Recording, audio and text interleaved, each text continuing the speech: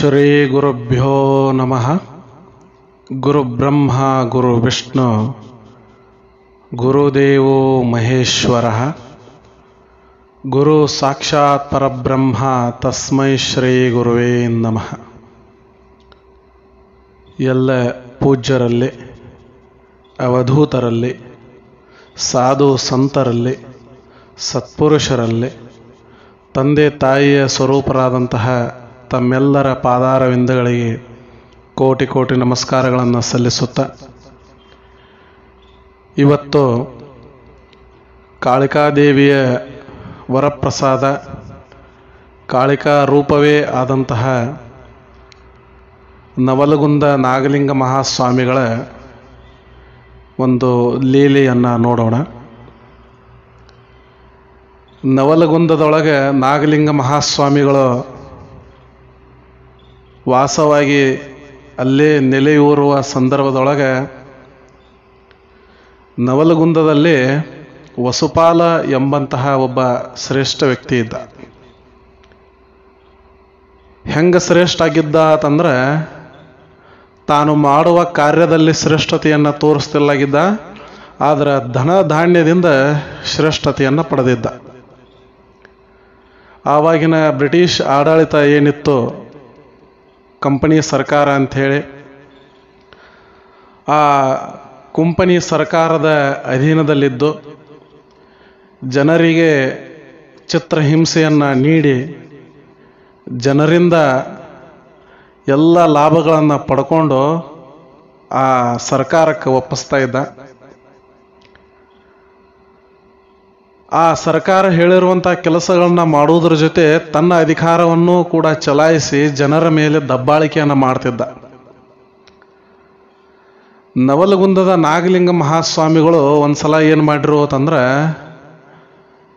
ಸ್ಮಶಾನದೊಳಗೆ ಅಡ್ಡಾಡೋ ಸಂದರ್ಭದೊಳಗೆ ಅವರು ಅಲ್ಲೇನು ಸ್ಮಶಾನದೊಳಗೆ ಹೆಣವನ್ನು ಸುಟ್ಟ ನಂತರ ಆ ಚಟ್ಟ ಬಿದ್ದಿರ್ತೈತಲ್ಲ, ಆ ಚಟ್ಟ ಸಿದಿಗೆ ಅಂಥೇಳಿ ಕರೀತಾರೆ ಅದಕ್ಕೆ. ಆ ಸಿದಿಗೆಯನ್ನು ಚಟ್ಟವನ್ನು ಪಲ್ಲಕ್ಕಿ ರೀತಿಯಲ್ಲಿ ಅದನ್ನು ಬಳಸ್ಕೊಂಡು ಅದರೊಳಗೆ ಕುಂತ ಸಂಚಾರ ಮಾಡ್ತಿರ್ತಾರೆ. ಈ ವಿಷಯ ಈಗಾಗಲೇ ನಿಮಗೊಮ್ಮೆ ನಾನು ಹೇಳಿದ್ದೀನಿ. ಇದರ ಬಗ್ಗೆ ನಾನು ಮತ್ತೊಂದು ವಿಡಿಯೋದಲ್ಲಿ ನಾನು ನಿಮ್ಗೆ ತಿಳಿಸ್ತೇನೆ. ಆ ಚಟ್ಟದಲ್ಲಿ ಕುಂತು ಅಡ್ಡಾಡೋ ಸಂದರ್ಭದೊಳಗೆ ಈ ನವಲಗುಂದದೊಳಗೆ ಆ ಚಟ್ಟದ ಮೇಲೆ ಕುಂತು ಬರಬೇಕು ಅಂಥೇಳಿ ಅವರು ವಿಚಾರ ಮಾಡ್ತಾರೆ. ಅದಾಗಲೇ ವಸುಪಾಲ ಅನ್ನುವಂತಹ ಏನು ವ್ಯಕ್ತಿ ಇದ್ದ, ಅವ ಸರ್ಕಾರದಿಂದ ಏನು ಮಾಡಿದ್ದಪ್ಪ ಅಂತಂದ್ರೆ, ಒಂದು ನಿಯಮಕ್ಕೆ ಒಳಪಟ್ಟಿದ್ದ. ಯಾರು ಶ್ರೀಮಂತರು ಇರ್ತಾರೆ, ಯಾರು ಸರ್ಕಾರಕ್ಕೆ ಸಹಾಯ ಮಾಡ್ತಾರೆ, ಯಾರು ಸರ್ಕಾರದ ಆ ಕಂಪನಿ ಸರ್ಕಾರದ ಸೇವೆಯನ್ನು ಮಾಡ್ತಿರ್ತಾರೆ ಅಂಥವರಿಗೆ ಆ ಕಂಪನಿ ಏನು ಮಾಡಿತ್ತು, ಕಂಪನಿ ಸರ್ಕಾರ ಅಂತಂದ್ರೆ ಅವರಿಗೆ ತಿರುಗಾಡ್ಲಕ್ಕ ಒಂದು ಪಲ್ಲಕ್ಕಿ ವ್ಯವಸ್ಥೆಯನ್ನು ಮಾಡಿತ್ತು. ಅದರ ಜೊತೆ ಅದನ್ನು ಹೊರಲಿಕ್ಕೆ 4 ಜನ ಏನಪ್ಪಾ ಅಂತಂದ್ರೆ ವ್ಯಕ್ತಿಗಳನ್ನು ಕೂಡ ಸರ್ಕಾರವೇ ನೇಮಿಸ್ತಿತ್ತು. ಅವರಿಗೆ ಸಂಬಳವನ್ನು ಆ ಸರ್ಕಾರವೇ ನೀಡುತ್ತಿತ್ತು. ಈ ವಸುಪಾಲ ಅನ್ನುವಂಥ ವ್ಯಕ್ತಿ ಏನಪ್ಪಾ ಅಂದ್ರೆ ಒಳಗೆ ಕುಂತ ಅಡ್ಡಾಡವ ಅಷ್ಟ ಇವ. ಅದರೊಳಗೆ ಜಾಸ್ತಿ ಯಾರು ಕಂಪನಿ ಸರ್ಕಾರಕ್ಕೆ ಲಾಭವನ್ನು ತಂದು ಕೊಡ್ತಿರ್ತಾರೆ, ಸಹಾಯ ಮಾಡ್ತಿರ್ತಾರ, ಅಂಥವರಿಗೆ ವಿಶೇಷವಾದಂತಹ ಒಂದು ಅಧಿಕಾರವನ್ನು ಕೊಟ್ಟಿತ್ತು. ಏನಂತಂದ್ರೆ, ಈ ದಿವಟಿಗೆಗಳು ಅಂತ ಏನು ಕರಿತೀವಲ್ಲ ನಾವು, ರಾತ್ರಿ ಸಂದರ್ಭದೊಳಗೆ ಹಚ್ಕೊಂಡು ಹೋಗ್ತಿರ್ತಾರೆ ದಿವಟಿಗೆ ಅಂಥೇಳಿ. ಕಟ್ಟಿಗೆಗೆ ಬೆಂಕಿಯನ್ನು ಹಚ್ಕೊಂಡು ಏನಪ್ಪ ಅಂತಂದ್ರೆ ಹೋಗ್ತಿರ್ತಾರೆ ನೋಡ್ರಿ. ಆ ದಿವಟಿಗೆಗಳನ್ನು ಹಗಲು ಹೊತ್ತಿನಲ್ಲಿಯೂ ಕೂಡ ಹಚ್ಕೊಂಡು ಹೋಗಲಿಕ್ಕೆ ಸರ್ಕಾರ ಅನುಮತಿ ಕೊಟ್ಟಿತ್ತು. ಅದು ಯಾರಿಗೆ ಅಂತಂದ್ರೆ, ಯಾರು ಹೆಚ್ಚು ಸರ್ಕಾರಕ್ಕೆ ಸಹಾಯ ಮಾಡ್ತಿರ್ತಾರ ಅಂಥವ್ರಿಗೆ. ಈ ವಸುಪಾಲ ಅನ್ನೋ ಹೆಂಗಿದ್ದಪ್ಪ ಅಂತಂದ್ರೆ, ಆ ಕಂಪನಿ ಸರ್ಕಾರ ಏನಿತ್ತಲ್ರಿ, ಆ ಕಂಪನಿ ಸರ್ಕಾರದ ಒಂದು ನಾಯಿ ಆಗಿಬಿಟ್ಟಿದ್ದೆವು. ಆ ನಾಯಿಗತೆ ಆ ಕಂಪನಿ ಸರ್ಕಾರದ ಕೆಲಸ ಮಾಡ್ತಿದ್ದ. ಹಿಂಗಾಗಿ ಆ ಸರ್ಕಾರ ಅವನಿಗೊಬ್ಬನಿಗೆ ವಿಶೇಷವಾದಂಥ ಒಂದು ಅಧಿಕಾರ ಕೊಟ್ಟಿತ್ತು. ಪಲ್ಲಕ್ಕಿಯೊಳಗೆ ತಿರುಗಾಡೋದು, ಮತ್ತು ನೀನು ಹಗಲು ಡ್ಯೂಟಿಯನ್ನು ಏನಪ್ಪಾ ಅಂತಂದ್ರೆ ಹಚ್ಕೊಂಡು ಅಡ್ಡಾಡಕ್ಕೆ ನಿನಗೆ ಅವಕಾಶ ಐತಪ್ಪ ಅಂಥೇಳಿ. ಈಗ ಮನ್ಯಾಗ ಮುಂಜಾನೆ ಸಂದರ್ಭದೊಳಗದು ಲೈಟ್ ಅದು ಹಚ್ಚಿರಂದ್ರೆ ಹಿರಿಯರು ಅಂತಿರ್ತಾರೆ ನೋಡ್ರಿ, ಇದೇನು ಹಚ್ಚಿವೋ ಹಗಲು ಡ್ಯೂಟಿಗೆ ಅಂಥೇಳಿ. ಈ ಕಡೆ ಉತ್ತರ ಕರ್ನಾಟಕ ಸೈಡ್ ಏನಪ್ಪ ಅಂತಂದ್ರೆ ಈ ಮಾತು ಅನ್ನೋದಂತೂ ಸಹಜ ಇದು. ಯಾಕಂದ್ರೆ ಈ ಹಗಲಿನ ಸಂದರ್ಭದೊಳಗೆ ಡ್ಯೂಟಿಯನ್ನು ಹಚ್ಚುವಂಥ ಅಧಿಕಾರ ಆಗ ಬ್ರಿಟಿಷರು ಕೆಲವೊಬ್ಬರಿಗೆ ಮಾತ್ರ ಕೊಟ್ಟಿತ್ತು. ಇನ್ನು ನಾಗಲಿಂಗ ಮಹಾಸ್ವಾಮಿಗಳು ಕೂಡ ಏನು ವಿಚಾರ ಮಾಡಿದ್ರು ಅಂತಂದ್ರೆ ಈ ವಸುಪಾಲನ ಏನಪ್ಪಾ ಅಂತಂದ್ರೆ ದೌರ್ಜನ್ಯವನ್ನು ದಬ್ಬಾಳಿಕೆಯನ್ನು ನೋಡಿದ್ರು. ಅದಕ್ಕೆ ಅವ್ರು ಏನು ಮಾಡಿದ್ರು ಅಂದ್ರೆ ಚಟ್ಟದ ಮೇಲೆ ಅಂದ್ರೆ ಸಿದ್ಗಿ ಮೇಲೆ ಕುಂತು ಆ 4 ಜನಕ್ಕೆ ಹೇಳಿಬಿಟ್ಟಿದ್ರು ಅದನ್ನು ಹೊರವರಿಗೆ, ನೋಡ್ರಪ್ಪ ನನಗೂ ಹಗಲು ಡ್ಯೂಟಿಗೆ ಹಚ್ಕೊಂಡು ನೀವು ಅಡ್ಡಾಡ್ತ ಬರ್ರಿ ನವಲಗುಂದದೊಳಗೆ ಅಂಥೇಳಿ. ಅವಾಗ ನವಲಗುಂದದೊಳಗೆ ಒಂದು 2-3 ಏರಿಯಾದೊಳಗೆಲ್ಲ ಅಡ್ಡಾಡಿದ ಕೂಡಲೇ ಆ ಚಟ್ಟವನ್ನು ತಗೊಂಡು ನಾಗಲಿಂಗ ಮಹಾಸ್ವಾಮಿಗಳು ಚಟ್ಟದ ಮ್ಯಾಗ ಕುಂತು ಎಲ್ಲಿ ಹೋದ್ರು ಅಂತಂದ್ರೆ ಆ ವಸುಪಾಲನ ಏನು ಮನೆ ಇತ್ತು ಆ ಮನೆಯ ಬೀದಿಯೊಳಗೆ ಹಗಲು ಡ್ಯೂಟಿಯನ್ನು ಹಚ್ಕೊಂಡು ಇವರು ತಿರುಗಾಡಕತ್ಬಿಟ್ರು. ಈ ವಿಷಯ ವಸುಪಾಲನಿಗೆ ಗೊತ್ತಾತು. ಮನೆಯಾಗಿಂದ ಹೊರಗೆ ಬಂದು ನೋಡಿದ ವಸುಪಾಲಿಗೆ ಬಹಳ ಸಿಟ್ಟು ಬಂತು. ಏನಿದು ಕಂಪನಿ ಸರ್ಕಾರ ಏನೈತಲ್ಲ ಇದು ನನಗೆ ವಿಶೇಷವಾಗಿ ಕೊಟ್ಟಂತಹ ಒಂದು ಅಧಿಕಾರ. ಇವ ಬಂದ ಕಿಸಿಂದ ನಮ್ಮ ಊರಾಗ ಬಂದು ನನ್ನ ಮನೆ ಮುಂದೆ ಅದು ಚಟ್ಟದ ಮ್ಯಾಲ ಕುಂತ ಹಗಲು ಡ್ಯೂಟಿಯನ್ನು ಹಚ್ಕೊಂಡು ಹೊಂಟಾನ ಅಂಥೇಳಿ ಆ ವಸುಪಾಲಕ್ಕೆ ಬಹಳ ಸಿಟ್ಟು ಬಂತು. ಸಿಟ್ಟು ಬಂದಿದ್ದೆ ತಡ ತನ್ನ ಆಳುಗಳು ಏನಿರ್ತಾವಲ್ರಿ ಆಳುಗಳನ್ನು ಕರೆದ ವಸುಪಾಲ, ಇಲ್ಲಿ ಬರ್ರಿ ಯಾವ ನೋಡವ ನನ್ನ ಅಧಿಕಾರದ ಏನಪ್ಪಾ ಅಂತಂದ್ರೆ ದುರುಪಯೋಗ ತಗೊಂಡು ನನಗತನ ನನ್ನ ಮನೆ ಮುಂದನ ಹಗಲು ಡ್ಯೂಟಿ ಹಚ್ಕೊಂಡು ಅಡ್ಡಾಡ್ಲಿಕ್ಕತ್ತಾನ, ಅವ್ನು ಸ್ವಲ್ಪ ವಿಚಾರಿಸ್ರಿ ಅಂತೇಳಿ. ಆ ಆಳುಗಳೆಲ್ಲ ಏನು ಮಾಡಿದ್ವು, ಆ ಪಲ್ಲಕ್ಕಿ ಮುಂದೆ ಬಂದು ಚಟ್ಟದ ಮುಂದೆ ಬಂದ ಕಿಸಿಂದ ಇಳಿಸ್ರಲ್ಲ ತಳಗ ಅಂಥೇಳಿ. ಅವಾಗ ಅವ್ರೇನು ಹೊತ್ಕೊಂಡಿದ್ರಲ್ಲ ಎಲ್ಲರೂ ತಳಗಿಳಿಸಿದ್ರು. ನಾಗಲಿಂಗ ಮಹಾಸ್ವಾಮಿ ಆ ಚಟ್ಟದ ಮ್ಯಾಗಿಂದ ಟಣ್ಣತ ಜಿಗದ ತಳಗಿಳಿದ. ಯಾರೋ ನೀವೆಲ್ಲ ನನ್ನ ಏನಪ್ಪಾ ಅಂತಂದ್ರೆ ಪಲ್ಲಕ್ಕಿ ಉತ್ಸವಕ್ಕೆ ಅಡ್ಡಿ ಆಗ್ಲಿಕ್ಕತ್ತೀರಿ, ಯಾರು ನೀವು ಅಂತೇಳಿ. ಅವಾಗ ವಸುಪಾಲಿದ್ದವಂದ, ನೀನ್ ಯಾರು ಹೇಳ ಮೊದಲ ಅದನ್ನ, ಇದು ಕಂಪನಿ ಸರ್ಕಾರ ಏನೈತ್ಲ ಅದು ನನಗೆ ಕೊಟ್ಟಂತಹ ಒಂದು ಅಧಿಕಾರ. ಆಗಿನ ಸಂದರ್ಭದೊಳಗೆ ಕಂಪನಿ ಸರ್ಕಾರ ಅಂತಿಲ್ಲಾಗಿದ್ರು, ಎಲ್ಲರೂ ಕುಂಪನಿ ಸರ್ಕಾರ ಅಂತೇಳಿ ಕರಿತಿದ್ರು.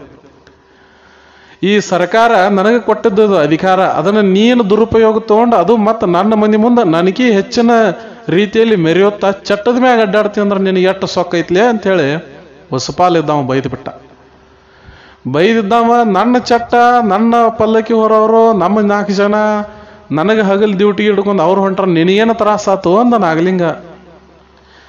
ನಾಗಲಿಂಗ ಮಹಾಸ್ವಾಮಿಗಳು ಅಷ್ಟು ಅಂದಿದ್ದೇ ತಡ ಆ ವಸುಪಾಲಿಗೆ ಸಿಟ್ಟ ಹೆಚ್ಚಾಗಿ ಅವನ ಆಳುಗಳಿಗೆ ಹೇಳಿಬಿಟ್ಟ, ಇವ್ ಯಾಕೋ ಬಹಳ ಸೊಕ್ಕಿಲೆ ಮಾತಾಡ್ಲಿಕ್ಕತ್ತಾನ, ಇವನು ಸೊಕ್ಕ ಮುರಿಯಿರ್ಲಿ ಅಂತ ಹೇಳಿ ಅಂದ ಕೂಡಲೇ ಅವರೆಲ್ಲ ಏನು ಆಳುಗಳು ಇದ್ರಲ್ಲ ನಾಗಲಿಂಗ ಸ್ವಾಮಿಯನ್ನು ಹಿಡಿದು ಹಿಗ್ಗ ಮುಗ್ಗ ತಳಿಸ್ಬಿಟ್ರು.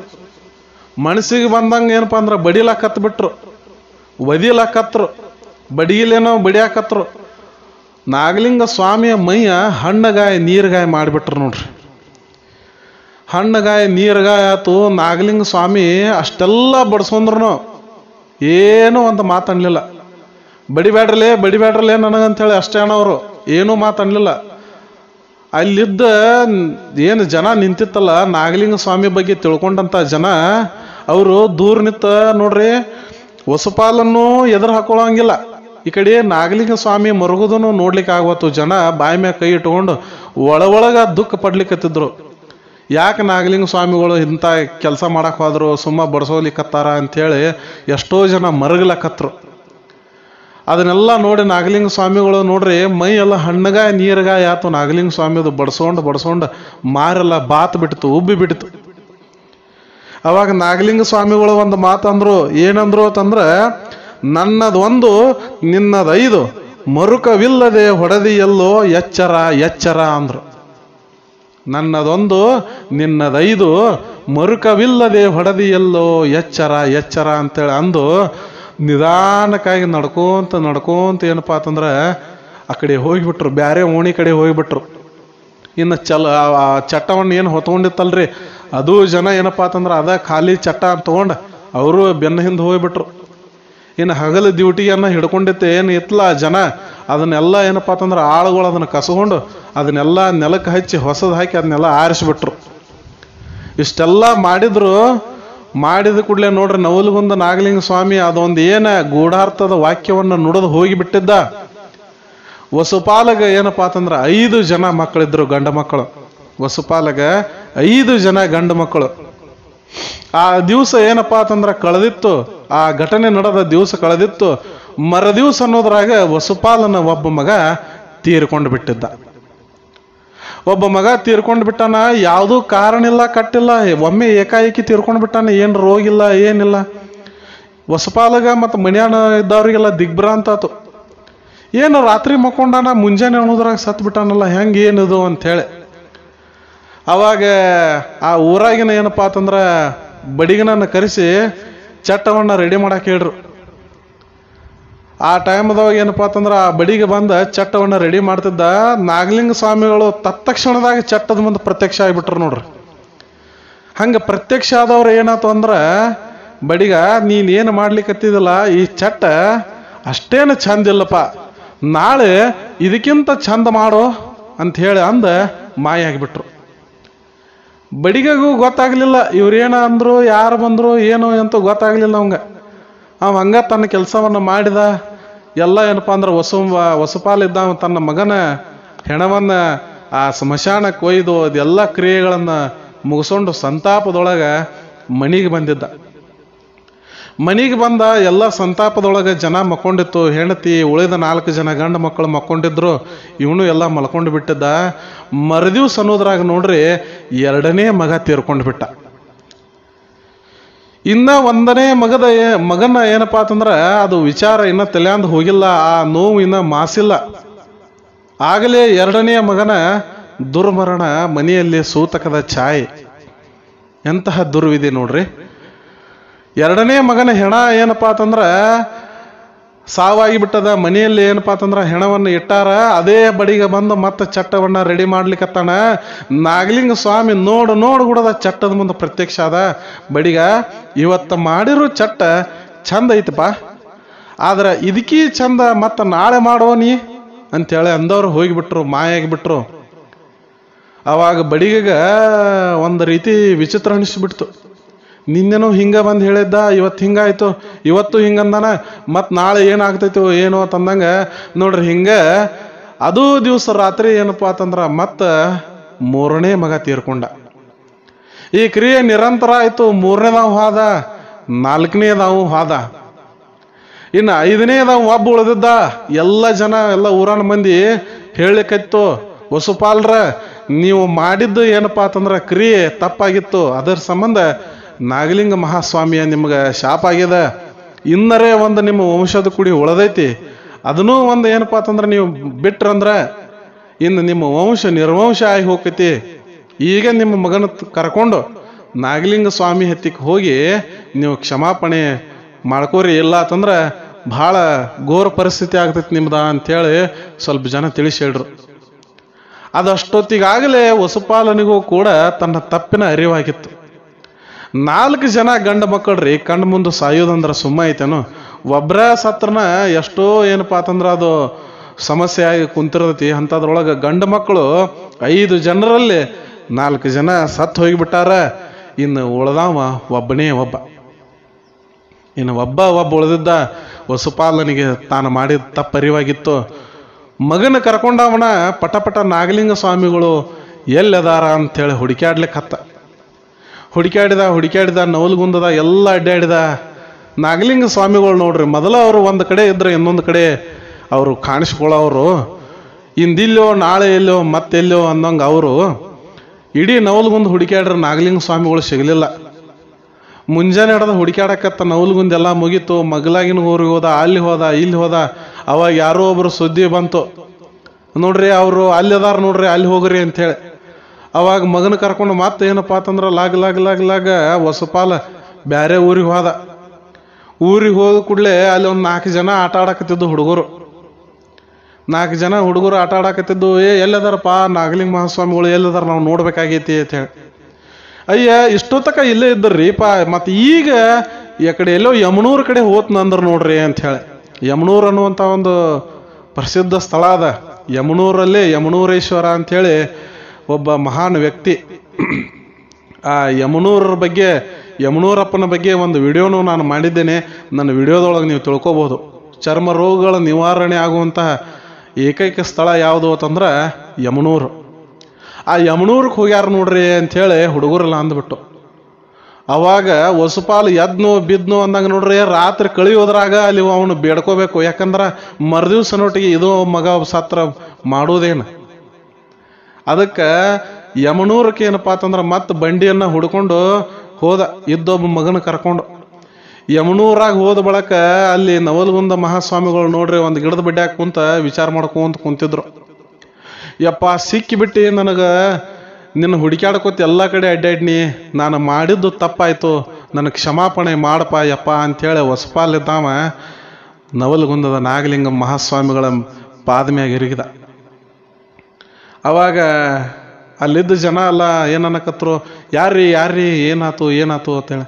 ಇಲ್ಲ, ನಾನು ಇಂತಿಂಥ ಕೆಲಸ ಮಾಡಿದ್ನಿ, ಅದಕ್ಕೆ ನನಗೆ ಶಾಪ ಕೊಟ್ಟಿದ್ದ ಗುರು. ಇದೊಂದು ರಾತ್ರಿ ಕಳಿತಂದ್ರೆ ಇದ್ದೊಬ್ಬ ಮಗನೂ ಸಾಯ್ತಾನು.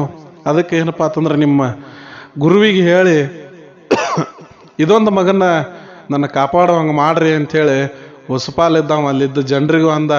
ನಾಗಲಿಂಗ ಮಹಾಸ್ವಾಮಿಗಳ ಪಾದ ಮ್ಯಾಗ ಎರಿಗಿದ.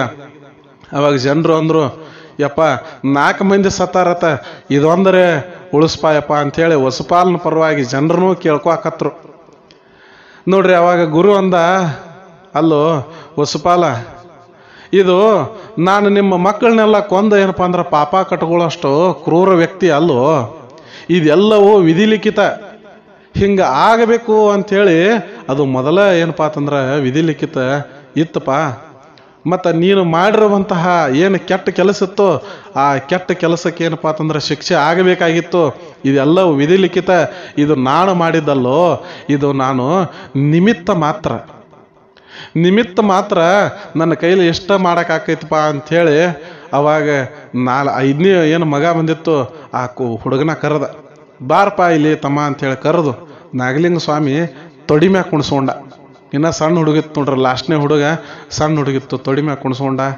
ಆಯ್ತಪ್ಪ, ನೀ ಏನಾರ ಏನಪ್ಪ ಅಂದ್ರೆ ದೀರ್ಘಾಯು ಆಗು, ಇನ್ನೇನಪ್ಪ ಅಂತಂದ್ರೆ ನಿನಗೆ ಒಳ್ಳೆಯ ಆರೋಗ್ಯ ಎಲ್ಲ ಏನಪ್ಪ ಅಂತಂದ್ರೆ ಸಿಗಲಿ, ಆಯುಸ್ಸು ಸಿಗಲಿ, ಆರೋಗ್ಯವಂತನಾಗಿ ಕೀರ್ತಿವಂತನಾಗಿ ಏನಪ್ಪ ಅಂತಂದ್ರೆ ಮೆರಿಪಾಣಿ ಅಂಥೇಳಿ ನವಲಗುಂದ ಮಹಾಸ್ವಾಮಿಗಳು ಆ ಹುಡುಗನ ತಲೆ ಮ್ಯಾಗ ಕೈ ಇಟ್ರು.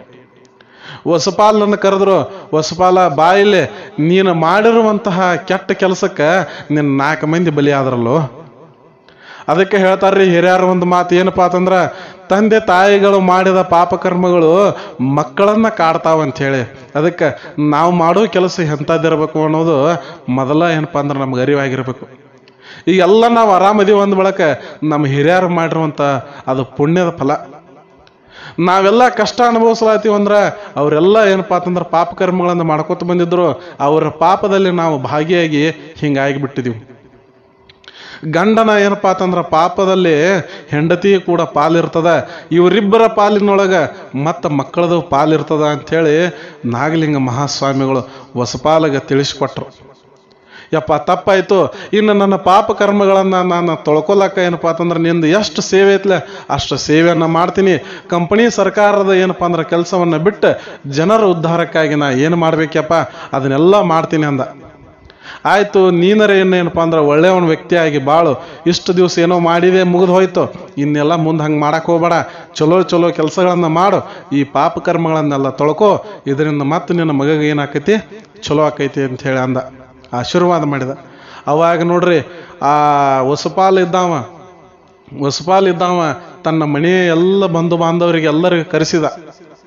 ಇವತ್ತಿನ ನಡೆದ ನನ್ನ ಕೆಲಸದೊಳಗೆ ಏನಪ್ಪ ಅಂತಂದ್ರೆ ಯಾವುದೇ ರೀತಿಯ ಕೆಟ್ಟ ಕೆಲಸಗಳನ್ನು ನಡಿಬಾರ್ದು, ನನ್ನ ಕೆಟ್ಟ ಕೆಲಸಗಳ ಏನು ನಡೀತಿದ್ದಿಲ್ಲ ಅವೆಲ್ಲವೂ ಏನಪ್ಪ ಅಂದ್ರೆ ಬಂದ್ ಮಾಡ್ತಾನೋ, ಸಮಾಜ ಸೇವೆಯನ್ನು ನಾನು ಮಾಡ್ತಾನೋ, ನೀವು ಅದಕ್ಕೆ ಕೈ ಜೋಡಿಸ್ರಿ. ಇನ್ನು ನವಲಗುಂದದ ಸ್ವಾಮಿಗಳು ಏನು ಮಠಕ್ಕೆ ಬರ್ತಾರ, ಆ ನವಲಗುಂದದ ಸ್ವಾಮಿಗಳ ಮಠ ಅದಕ್ಕೆ ನೀವು ಜೀವನ ಪರ್ಯಂತರಾಗಿ ಆ ಮಠಕ್ಕೆ ನೀವೆಲ್ಲ ಏನಾಗ್ರಿ ಅಧೀನರಾಗಿ, ಅಥವಾ ಆ ಮಠಕ್ಕೆ ಏನಪ್ಪ ಅಂತಂದ್ರೆ ನೀವು ಒಬ್ಬ ಒಳ್ಳೆಯ ಭಕ್ತರಾಗಿ ನೀವೆಲ್ಲ ನಡ್ಕೋಬೇಕು. ಮಠದಲ್ಲಿ ನಿರಂತರವಾಗಿ ಜ್ಯೋತಿ ಉರಿಯುವಂಗ ನೀವೆಲ್ಲ ಕಾಪಾಡ್ಕೋಬೇಕು. ಯಾಕಂದ್ರೆ ನನ್ನ ಮನೆಯ ಜ್ಯೋತಿಯನ್ನು ಉಳಿಸಿದವ ನವಲಗುಂದದ ಮಹಾಸ್ವಾಮಿಗಳು ಇದ್ದಾರೆ. ಆ ಮಠದಲ್ಲಿ ಜ್ಯೋತಿ ನಿರಂತರವಾಗಿ ಉರಿಬೇಕು. ಆ ಎಲ್ಲ ಕೆಲಸಗಳನ್ನು ನಾನು ಇರುವಷ್ಟು ದಿವಸ ನಾನು ಮಾಡ್ತೀನಿ, ನಾ ಹೋದ ನಂತರ ಆ ಎಲ್ಲ ಜವಾಬ್ದಾರಿ ನೀನು ಒಪ್ಸ್ಕೋಬೇಕು ಅಂತೇಳಿ ತಮ್ಮ ಮನೆಯವರಿಗೆ, ಬಂಧು ಬಾಂಧವರಿಗೆ, ಹೆಂಡತಿಗೆ, ಆ ಸಣ್ಣ ಹುಡುಗಗೆ ಎಲ್ಲ ಹೇಳಿದ. ಅವಾಗ ನಡೆದ ಎಲ್ಲ ಕೆಲಸ ಕಾರ್ಯಗಳನ್ನೆಲ್ಲ ಒಳ್ಳೇದು ಮಾಡಕತ್ತ. ಮಠ ಏನಪ್ಪ ಅಂತಂದ್ರೆ ಉದ್ಧಾರಕ್ಕಾಗಿ ಶ್ರಮಿಸಲಾಕತ್ತ. ಮಠದೊಳಗೆ ದಾಸೋಹದ ವ್ಯವಸ್ಥೆಯನ್ನು ಮಾಡ್ಲಿಕ್ಕತ್ತ. ಯಾರು ದೂರಿಂದ ನಾಗಲಿಂಗ ಸ್ವಾಮಿಗಳನ್ನು ನೋಡ್ಲಿಕ್ಕೆ ಬರ್ತಾರಲ್ಲ ಅವ್ರದೆಲ್ಲ ಉಪಚಾರ ಕಾರ್ಯವನ್ನು ಮಾಡಕತ್ತ. ಮಠಕ್ಕೆ ಅಧೀನನಾಗಿ ನಡ್ಕೊಲಿಕ್ಕತ್ತ. ಅವಾಗಿನಿಂದ ಇಲ್ಲಿಯವರೆಗೂ ಮಠಕ್ಕೆ ಯಾರೇ ಬಂದರೂ ಅವರಿಗೆ ಒಂದು ಆದರ, ಪ್ರೀತಿ, ವಿಶ್ವಾಸಗಳು ನವಲಗುಂದದಲ್ಲಿ ಈಗಲೂ ಕೂಡ ಸಿಗ್ತಾವ. ಊಟದ ವ್ಯವಸ್ಥೆ ಇರ್ತದೆ. ಅದ್ಭುತವಾದಂತಹ ಅದು ಪುಣ್ಯಕ್ಷೇತ್ರವಾಗಿ ನವಲಗುಂದ ಮೆರಿತಾ ಇದೆ. ಅಲ್ಲಿ ನವಲಗುಂದ ನಾಗಲಿಂಗ ಮಹಾಸ್ವಾಮಿಗಳು ಉಪಯೋಗಿಸಿದಂತಹ ಚಟ್ಟವನ್ನು ಕೂಡ ಇಟ್ಟಾರ. ಅದನ್ನು ಸ್ಪರ್ಶವನ್ನು ನೀವು ಈಗಲೂ ಮಾಡಬಹುದು. ಅದನ್ನು ಭಕ್ತರಿಗೆ ಮುಕ್ತವಾಗಿ ಅವಕಾಶ ಐತೆ. ಅಲ್ಲಿ ಯಾರು ಬೇಕಾದರೂ ಹಿಂದೂ, ಮುಸ್ಲಿಂ, ಕ್ರಿಶ್ಚಿಯನ್ ಯಾವುದೂ ಭೇದ ಭಾವ ಇಲ್ಲ, ಜಾತಿಯ ಭೇದ ಭಾವ ಇಲ್ಲ. ಅಲ್ಲೆಲ್ಲರೂ ಮಠಕ್ಕೆ ಏನಪ್ಪ ಅಂತಂದ್ರೆ ನೀವು ಹೋಗಿ ಅವರ ದರ್ಶನವನ್ನು ತಗೋಬೋದು. ಹಿಂಗೆ ನವಲಗುಂದ ಮಹಾಸ್ವಾಮಿಗಳು ಏನು ಮಾಡ್ತಿದ್ರು ಅಂತಂದ್ರೆ ತಾವು ಹುಟ್ಟಿರುವಂತಹ ಆ ಜವಾಬ್ದಾರಿ ಏನಿತ್ತು, ಯಾವ ಕಾರಣಕ್ಕಾಗಿ ಭೂಮಿ ಮ್ಯಾಗ ಅವರು ಉದಯಿಸಿದ್ರು ಅಂತಂದ್ರೆ ಜನರ ಮಾಡಿರುವಂಥ ಪಾಪಕರ್ಮಗಳನ್ನೆಲ್ಲ ತೊಳೆದು ಅವರನ್ನು ಸನ್ಮಾರ್ಗಕ್ಕೆ ಒಯ್ಯುವಂತಹ ಕೆಲಸಕ್ಕಾಗಿ ಅದೊಂದು ಜನ್ಮ ಭೂಮಿ ಮ್ಯಾಗ ಬೇಕಾಗಿತ್ತು. ಹಾಗೆ ಆಯಿತು ಕೂಡ.